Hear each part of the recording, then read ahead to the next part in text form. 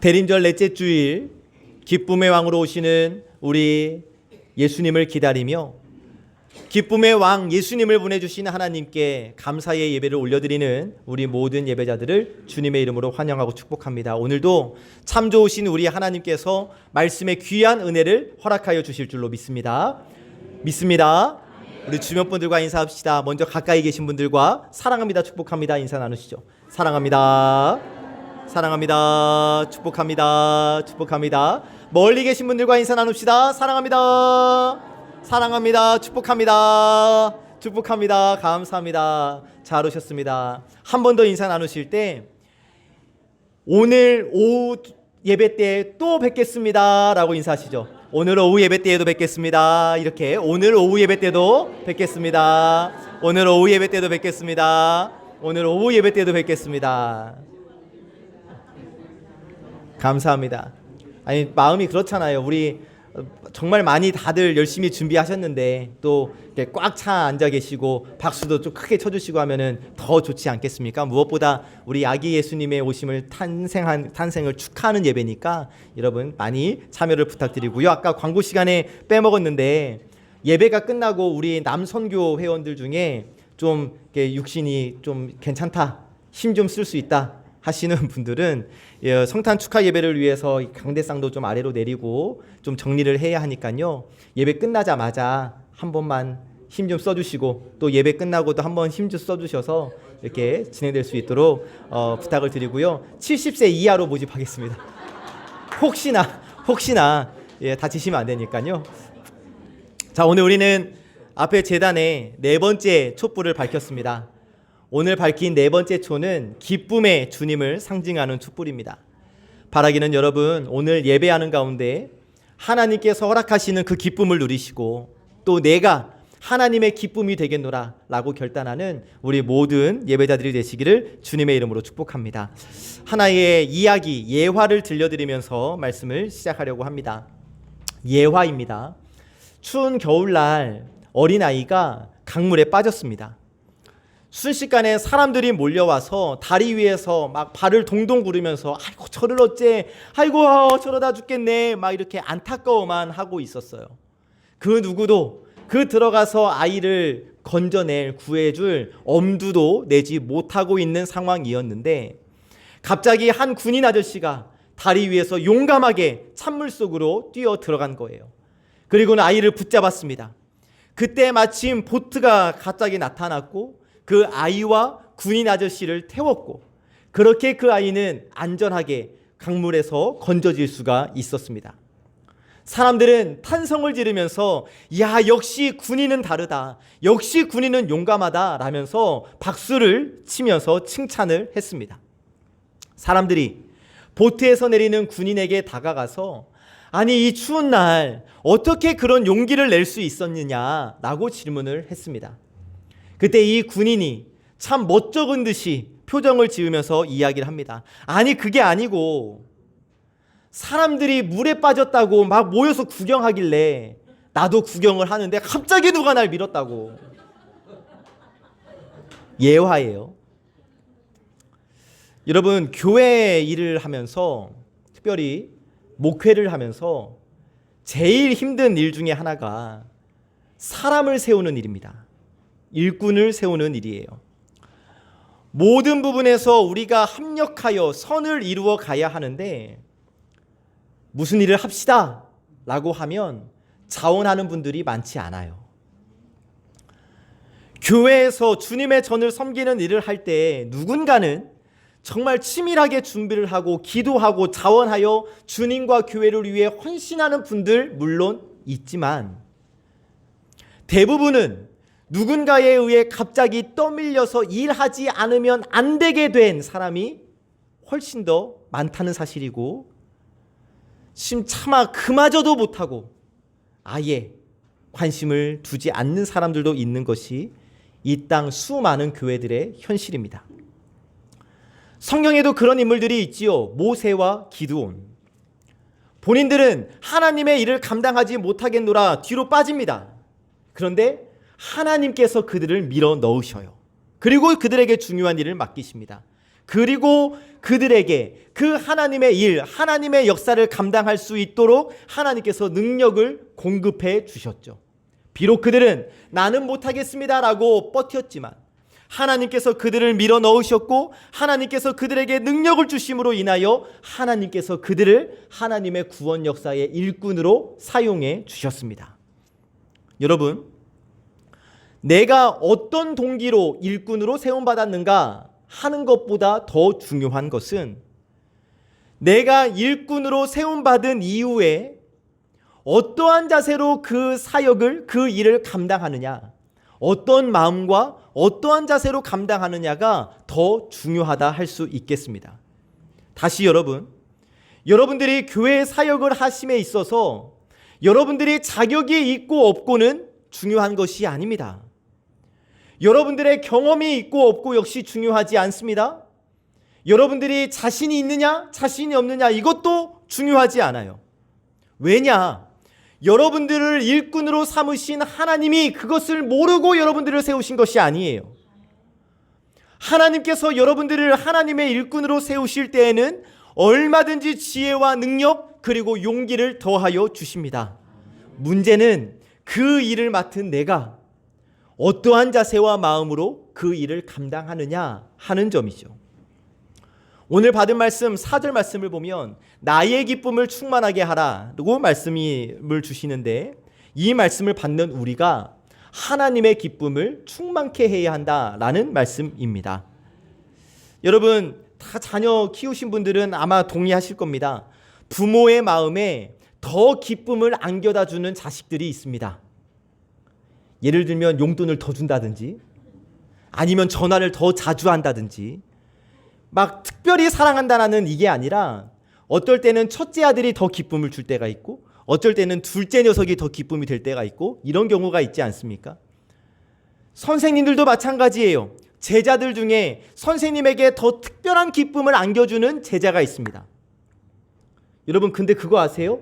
교회도 그래요. 목사에게 더 기쁨을 안겨주는 교인들이 있어요.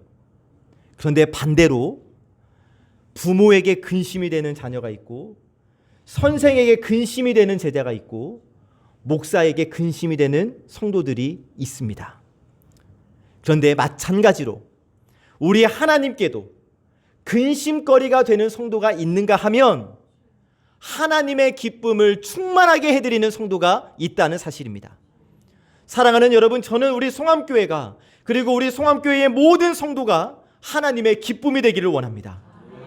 주님을 근심케 해드리는 교회와 성도 아니라 하나님의 기쁨이 되는 교회와 성도 되기를 원합니다. 여러분도 그러시죠? 그래요.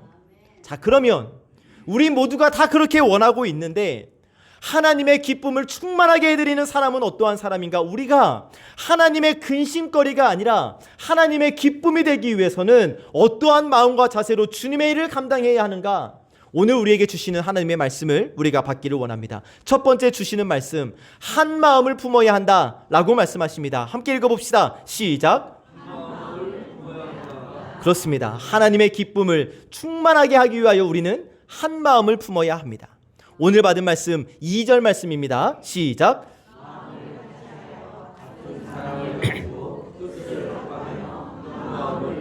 아멘. 하나님의 기쁨을 충만하게 하기 위하여 마음을 같이 하라, 같은 사랑을 가져라, 뜻을 합하라, 그렇게 한 마음을 품어라고 말씀을 주셔요. 여러분들이 지금까지 살아오신 그 과정 속에서 어떠한 일을 했을 때 그 직장 혹은 일터를 한번 생각해 보세요. 한 사람이 있는데 그 사람이 일은 기가 막히게 해요. 혼자서는 아주 대단하게 합니다. 그런데 다른 사람들과 일을 잘하지 못해요. 상사와 싸우고 부하 직원과 갈등을 겪고 동료와도 다툼이 너무 잦습니다. 여러분 이런 사람이 좋은 사람입니까? 일 잘하는 사람입니까? 아니요. 그 조직 사회에서는 그를 인정하지 않습니다. 한 조직에서 실력보다 여러분 화합이 중요한 거 아니겠습니까? 더불어 사는 세상이잖아요. 나와 생각이 다르고 나랑 입장이 다른 사람들을 만나서 이해하고 이해시키고 서로 조화를 이루며 살아가는 것이 필요한 것 아니겠습니까?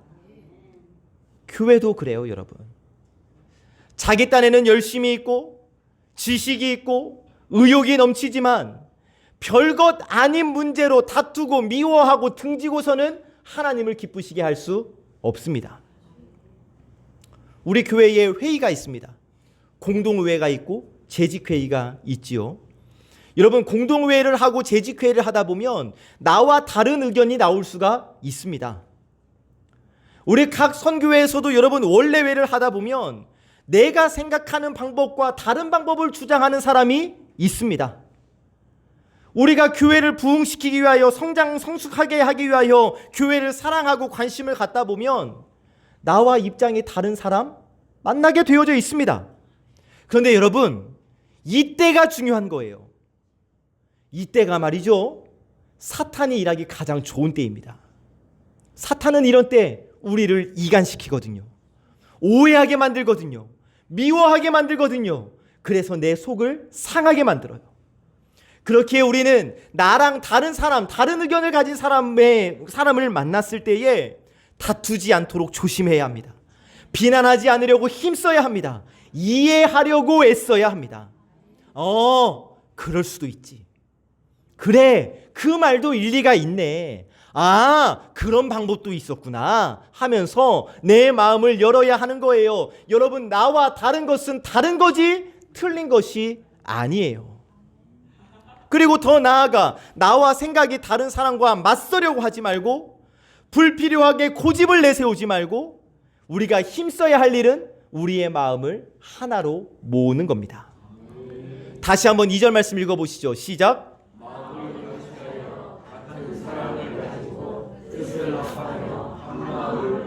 아멘. 사랑하는 우리 송암 성도 여러분, 먼저는 하나님과 한 마음을 품으시기를 주의 이름으로 축복합니다. 그리고 여러분들의 가족들과 한 마음 품으시기를 축복합니다. 그리고 영적인 가족, 우리 사랑하는 성도들과도 한 마음 품으시기를 주님의 이름으로 축복합니다. 그럼 우리가 어떻게 한 마음을 품을 수 있는가? 먼저 마음을 같이 하라고 말씀하십니다. 우리가 한 마음이 되기 위해서는 마음을 같이 해야 한다. 마음을 같이 한다라는 것은 여러분, 내 욕심을 버리는 거예요. 여러분, 따라하시면서 결단해 보시죠. 따라하십니다. 내 욕심을 버리자. 내 고집을 버리자. 그래요, 여러분. 내 욕심과 내 고집을 버려야 이웃, 가족, 그리고 우리 성도들과 한 마음을 품을 수 있는 것이고, 그래야 하나님의 기쁨을 충만케 해드릴 수가 있는 겁니다. 또 우리가 한 마음을 품으려면 같은 사랑을 가져야 한다고 말씀해 주십니다. 모든 사람을 주님의 사랑으로 똑같이 사랑하라는 말씀이에요. 자, 여러분, 나에게 잘하는 사람만 사랑하는 것은 누구나 다 할 수 있는 일이에요.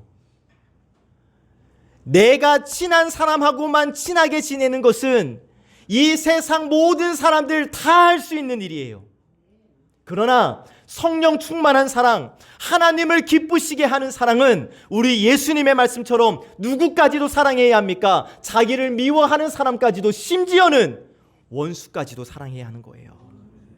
그래야 하나님의 기쁨이 될 수 있는 겁니다. 또 우리가 한 마음을 품으려면 뜻을 합해야 합니다. 여기 뜻을 합한다라는 것은 내 뜻을 앞세우지 않고 주님의 뜻을 내 뜻으로 받아들이는 것, 주님의 뜻을 내 뜻으로 합하는 것, 이것을 의미하거든요. 우리 모두가 한 마음을 품기 위해서는 주님의 뜻을 품고 주님의 뜻을 깨닫고 내 뜻은 포기하고 주님의 뜻으로, 주님의 뜻을 내 뜻으로 삼으며 살아야 하는 겁니다. 교회가 한 마음 한 뜻으로 나아가기 위해서는 서로 기도하며 하나님의 뜻을 찾고 그 뜻에 순종하는 거예요.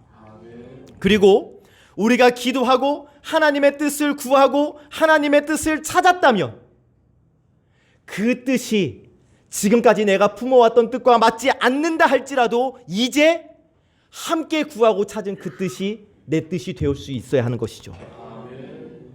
그리고 할 수 있는 대로 지도자의 인도에 순종하셔야 하는 겁니다. 제가 이런 말씀 드리기가 참 민망하고 그렇습니다만 분명한 사실이 그래요. 여러분, 교회의 영적 지도자가 기도하며 받은 하나님의 뜻을 가지고 이것이 분명히 하나님의 뜻이라는 확신 가운데 말씀과 함께 그 방향을 제시하면 우리 교회 권속들은 그 뜻을 같이 할 수 있어야 하는 거예요. 그래야 교회가 한 마음을 품을 수 있는 겁니다. 자, 여러분, 우리 오후 예배 때 위로워십 찬양단 너무나 그 찬양 소리가 아름답지 않습니까? 아름답지 않습니까? 근데 여러분, 그 찬양 소리가 왜 아름다울까요? 우리 메인 반주자가 여러분 피아노 전공자라서 그 찬양 소리가 아름답겠습니까? 아니면 우리 민서 선생님이 드럼 레슨을 열심히 받아서, 아니면 우리 지원 선생님이 베이스 기타로 착 깔아주니까, 아니면 우리 은비 그리고 혜승, 상규, 진호 선생님의 찬양의 능력이 너무나 뛰어나서, 아니면 우리 단장님이 함께 열심히 응원해 주니까, 여러분 이유가 뭐라고 생각하십니까? 모든 것들이 하나가 될 수는 있겠죠. 그런데 저는 이렇게 생각합니다. 기도로 그 예배를 준비하는 전도사님의 뜻과 인도에 모든 찬양 팀원들이 따르기 때문에 아름다운 찬양이 될 수 있는 거예요. 각자의 악기와 각자의 재능이 다 다르지만 그 모든 것들이 한데 어우러지니까, 하나님의 이름을 높이겠다는 뜻이 하나가 되니까 아름다운 찬양이 되는 것 아니겠습니까? 미국에 형제교회라는 교단이 있습니다. 교단의 이름이 형제교회예요. 그 교단에서는 성찬식 대신 세족식을 합니다. 세족식이 뭐냐면 예수님께서 제자들의 발을 씻겨주신 것처럼 목사가 성도님들의 발을 씻겨주는 예식이에요. 어느 형제교회 교단의 한 교회에서 세족식이 거행이 되었는데 목사님이 성도들의 왼발을 먼저 씻어주었습니다. 그런데 그 모습을 지켜본 선임 장로님이 그게 마음에 들지 않은 거예요. 당신은 오른발을 씻어주는 게 맞다고 생각을 한 거지요.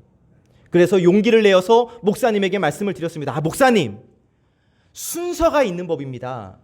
오른발, 왼발 하지 않습니까? 오른손, 왼손이라고 하지 왼손, 오른손 하지 않습니다. 오른발 먼저 씻어주시지요.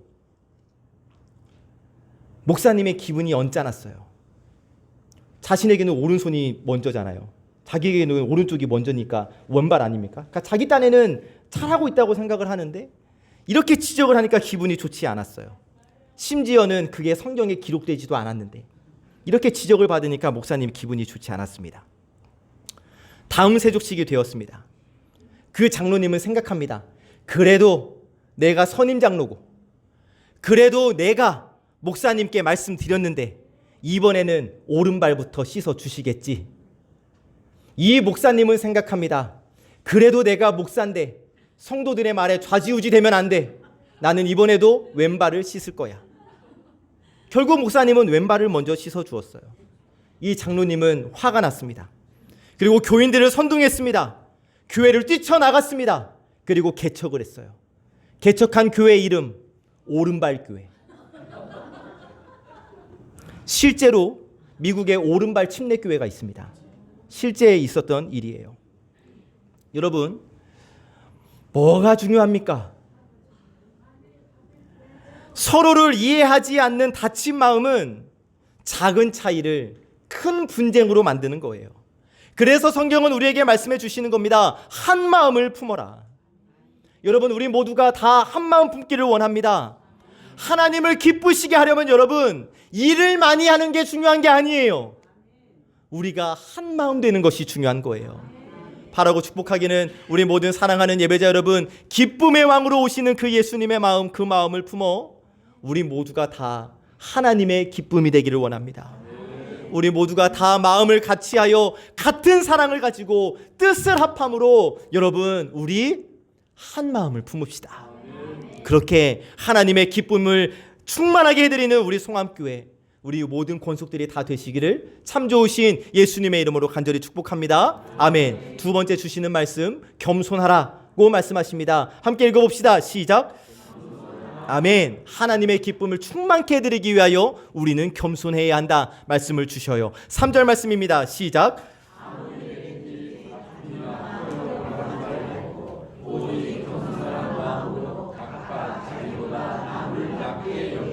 아멘. 강원도 태백에 예수원이라는 곳이 있는데요. 많은 목사님들이 개인 영성 훈련을 위해서 찾는 곳입니다. 1965년에 대천덕이라는 신부와 성공회대 신학생들이 마음을 모아서 이 예수원을 세웠는데 그게 중요한 게 아니고 이 대천덕 신부가 이런 이야기를 했어요. 한국의 그리스도인들 가운데 공부를 많이 한 지식인 치고 겸손한 사람이 없고 또 겸손한 사람 가운데는 지식인다운 면을 갖춘 사람이 많지 않다. 좀 기분이 나쁜 표현이기도 합니다. 그러나 동의되는 부분이 있어요. 실제로 우리 주변에는 무능한 사람은 좀 비굴한 모습을 보이기도 하고 유능한 사람은 교만해진 모습을 우리가 많이 보게 됩니다. 그러나 여러분, 유능하면서 겸손할 수 있다면 또 겸손하면서 유능할 수 있다면 그 사람은 주님께서 정말 귀하게 쓰실 거라고 저는 생각을 합니다.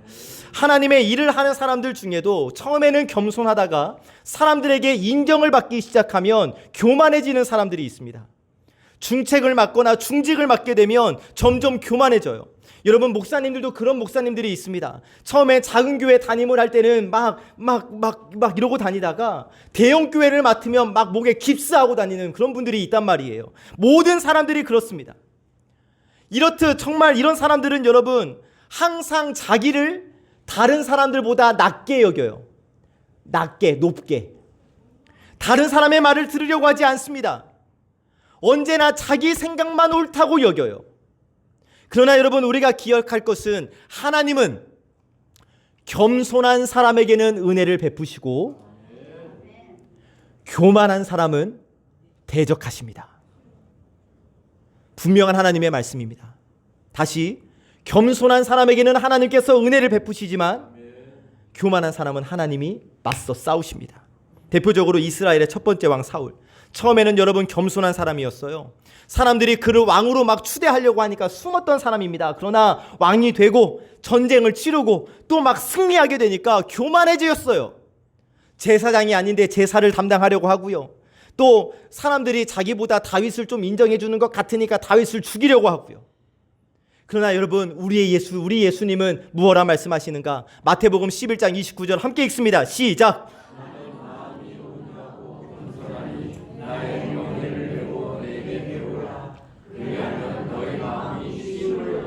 아멘.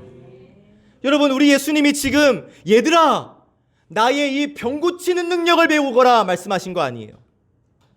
제자들아, 사람들 여보게 얘들아 내 말발을 좀 배워라 아니에요. 내 설교의 능력을, 나의 지식을 배워라 아니에요. 내게 겸손을 배워라. 제자들의 발을 닦아주신 그 겸손을 배우라는 거예요.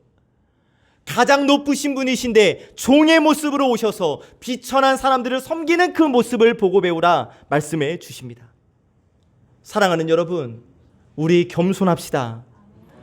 여러분, 우리가 겸손하게 살면 하나님의 은혜를 받습니다. 그래서 겸손하십니다가 아니라, 이게 아니라 우리가 그리스도인이니까, 내가 하나님의 자녀이니까, 내가 예수님의 제자이니까, 내가 성령의 사람이니까, 성령과 교제하는 사람이니까 겸손하게 살아야 한다는 거예요.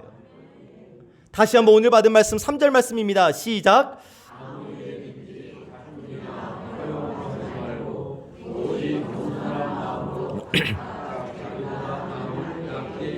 아멘. 아무 일이든지, 교회 일이든 직장 일이든 가정 일이든 나라 일이든 아무 일이든지 모든 일에 있어서 다툼, 허영 아니고 오직 겸손한 마음으로 각각 자기보다 남을 낮게 더 좋게 여겨라. 우리가 아무 일이든지 나보다 다른 사람 상대방을 더 낮게 여기는 그런 삶을 살아간다면 우리는 얼마든지 주님을 기쁘시게 할 수 있으며 평화롭게 행복하게 강건하게 우리가 살아갈 수가 있습니다. 그리고 3절의 맨 마지막, 남을 낮게 여긴다라는 것은 계속해서 존경한다라는 의미를 가지고 있어요. 이웃의 사정과 형편에 따라서 존경하거나 무시하는 것 아닙니다. 내 옆에 있는 바로 그 사람이, 내 옆에 있는 바로 그 사람도 하나님의 형상대로 지음받은 존귀한 사람이기 때문에, 귀한 영혼이기 때문에 그 사람을 계속 존귀히 여기고 존경해야 하는 거예요. 예수님의 하늘 보좌를 버리시고 낮아지셨듯이 우리도 낮아져야 하는 겁니다. 그러므로 하나님의 나라는 겸손한 사람이어야 돼요. 겸손한 사람이 하나님의 기쁨을 충만케 할 수 있습니다. 여러분, 그거 아세요? 상주 선생님이 우리 교회에서 가장 보잘것없는 사람입니다. 어떠세요? 기분이 좀 상하는 마음이 살짝 있긴 했지요. 전혀 없대요. 좋아요. 살짝 기분이 나쁠 뻔했긴 했죠. 황대현 장로님이 우리 교회에서 가장 보잘것없는 사람입니다.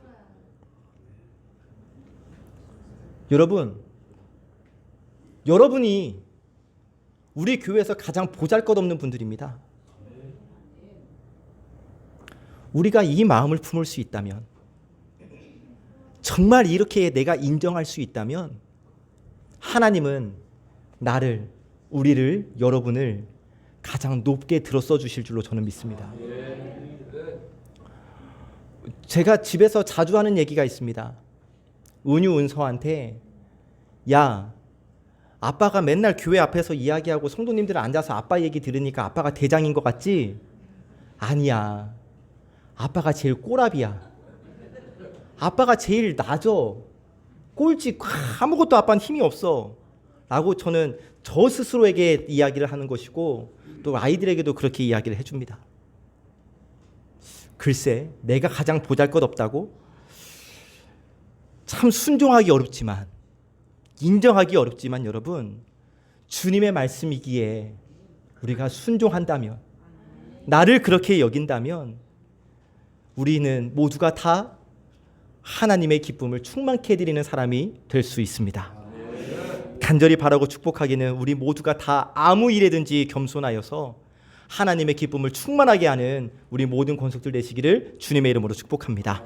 세 번째 주시는 말씀, 섬겨라고 말씀하십니다. 섬겨라. 같이 읽어보시죠. 시작. 섬겨라.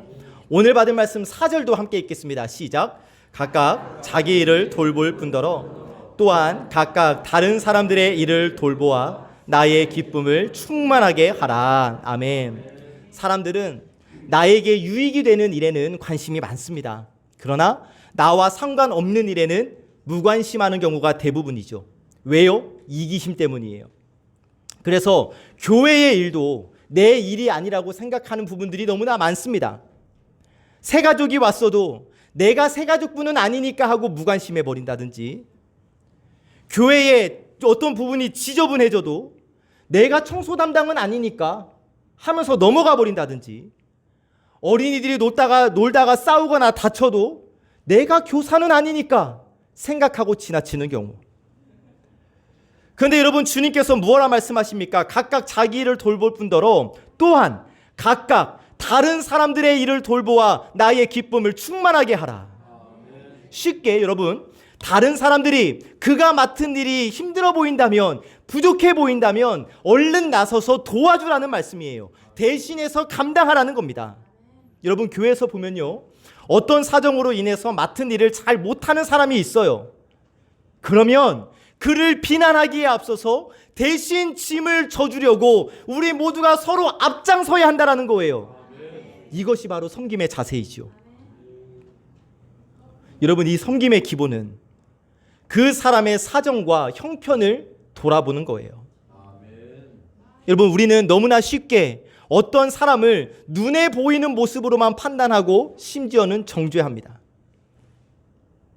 여러분, 저는 우리 장로님이 교회 오시기 전 무엇을 하셨는지 저는 모릅니다. 우리 이진환 성도님이 어제 무슨 일을 하셨는지 저는 모릅니다. 교회에서는 봤지만 댁에서 어떤 일들이 있었는지, 김소연 성도님하고 싸웠는지 뭐 어떻게 알아요? 저는 여러분들이 어떤 집안에 문제가 있는지 모릅니다. 그 상황을 모른 채 그냥 눈에 보이는 대로 판단해버리는 게 우리 인간들의 잘못된 습성이에요. 그러나 아니라는 거예요. 내가 비판하기 전에, 내가 지적하기 전에 내가 도울 일이 뭐가 있을까를 먼저 찾는 것. 문제가 있어 보인다면 내가 그를 위해 무엇을 도울 수 있을까? 도울 일을 찾는 것이 하나님 나라 일꾼이고 섬기는 사람이고 하나님의 기쁨을 충만케 하는 사람이라는 것입니다. 여러분, 하나님은 우리를 혼자 살도록 창조하지 않으셨습니다. 서로 돕도록 창조하셨어요. 그래서 성경에서 전도서 4장 1절 12절 전도서 4장 12절 말씀을 통해 이렇게 말씀하십니다. 같이 읽어봅시다. 시작.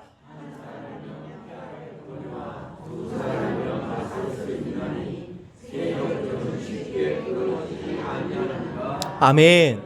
여러분, 우리 모두는 하나님 나라에 올라가서 상급과 면류관을 받게 될 줄로 믿습니다. 그런데 어떤 기준으로 받느냐? 얼마나 어려운 사람들을, 연약한 사람들을 우리가 돕고 섬겼느냐에 따라서 상 받고 면류관을 받게 되는 거예요. 뿐만이 아닙니다. 하늘의 복만 이렇게 예비되어져 있는 것이 아니라 이 땅에서의 섬기는 사람, 도와주는 사람을 하나님이 보상해 주시고 복 주신다는 사실이죠. 예수님께서 우리에게 본을 보여주신 것처럼 우리도 사랑하고 섬긴다면 정말 우리 주님께서 크게 기뻐하실 줄로 저는 믿습니다. 우리 장로님과 권사님들이 우리 집사님들과 성도들을 섬겨주시고 우리 교회에 한 주라도 더 빨리 다니신 분들이 새 가족들을 섬겨주시고 어른이라 불리시는 분들이 우리 아이들을 섬겨주시고 건강하신 분들이 몸이 조금 불편하신 분들을 섬겨주신다면 여러분, 주님께서 얼마나 기뻐하시겠습니까? 또 내 그 섬김을 받는 그 사람이 얼마나 행복해 하겠어요. 또 우리가 세상 속에서도 그렇게 살아간다면 우리의 섬김을 통하여서 예수 믿지 않은 사람들이 우리를 통하여 예수님을 만날 수 있는 것 아니겠습니까? 그래서 여러분, 이후로는 섬기는 자세로 주의를 감당하기를 원합니다. 그렇게 섬김의 모습으로 하나님의 기쁨을 충만하게 하는 우리 모든 예배자들이 다 되시기를 참 좋으신 예수님의 이름으로 간절히 축복합니다. 아멘. 말씀을 정리합니다. 사람들은 눈에 보이는 일을 해서 인정을 받으려고 합니다. 그래서 사람들 눈에 띄려고 하죠. 그러나 우리 주님은 그걸 보지 않으세요. 어떠한 마음과 자세로 일하는가, 여기에 관심을 두십니다. 무엇보다 우리 주님은 우리가 다른 사람들과 한 마음 품기를 원하십니다. 사람들 앞에서 겸손한 마음으로 남을 더 낮게 여기는 일꾼이 되기를 원하십니다. 내 일만 하고 땡이 아니라 다른 사람의 일도 도와주는 섬김의 일꾼이 되기를 원하십니다. 여러분, 하나님께서 저에게 허락하시고 저에게 사명을 주신 송암교회 담임 목사로서 여러분 잘하고 계십니다. 너무나 잘해 주셔서 정말 감사합니다. 그리고 담임 목사로서 여러분들을 칭찬해 드립니다. 그런데 여러분, 더 하실 수 있습니다. 요건 아멘 안 하시네요. 지금 하시는 것보다 물론 잘하고 계시지만 지금 하시는 것보다 훨씬 더 한마음이 될 수 있고 겸손할 수 있고 섬길 수 있습니다. 그렇게 우리 여러분 말로만 하나님의 기쁨이 되는 교회 하지 말고 정말 하나님의 기쁨이 되는 교회와 성도 되기를 원합니다. 여러분, 나로 인하여 우리 교회가, 나로부터 우리 교회가 하나님의 기쁨이 되는 교회가 될 수 있으니까 나로부터 시작된다는 것을 기억하시고 나부터 하나님을 기쁘시게 해드리는 사람 되기를, 그래서 우리 모두가 다 하나님이 기뻐하시는 사람, 우리 교회가 하나님께서 기뻐하시는 교회 되기를 참 좋으신 예수 그리스도의 이름으로 간절히 축복합니다. 아멘. 기도하겠습니다. 하나님 감사합니다. 하나님을 예배하는 저희에게 귀한 말씀을 허락해 주셔서 고맙고 감사합니다. 하나님, 저희가 주의 말씀을 듣고 결단하며 기도합니다. 바라기는 하나님, 하나님을 기쁘시게 해드리기 위하여 저희 모두가 한 마음 품게 하여 주시옵소서. 마음을 같이하여 같은 사랑을 가지고 뜻을 합하여 주님을 기쁘시게 해드리는 자 삼아 주시옵소서. 저희가 겸손하기를 원합니다. 아무 일에든지 겸손하게 하시고 다른 사람들의 일을 돌보아 섬김으로 하나님의 기쁨을 충만케 해드리는 자 삼아 주시옵소서. 우리가 교회에서, 송암교회에서 신앙생활하는 가운데 하나님께서 허락하시는 기쁨을 누리게 하여 주시옵시고 또 서로가 서로에게 기쁨을 선물로 주는 신앙생활하게 하여 주옵소서. 그리하여 우리 송암교회와 송암교회에 속한 우리 모두가 기쁨 충만케 하여 주시고 그러한 모습을 통하여 우리 하나님 기뻐하여 주시옵소서. 주신 말씀에 감사드리며 우리 구주 예수 그리스도의 이름으로 기도하옵나이다. 아멘.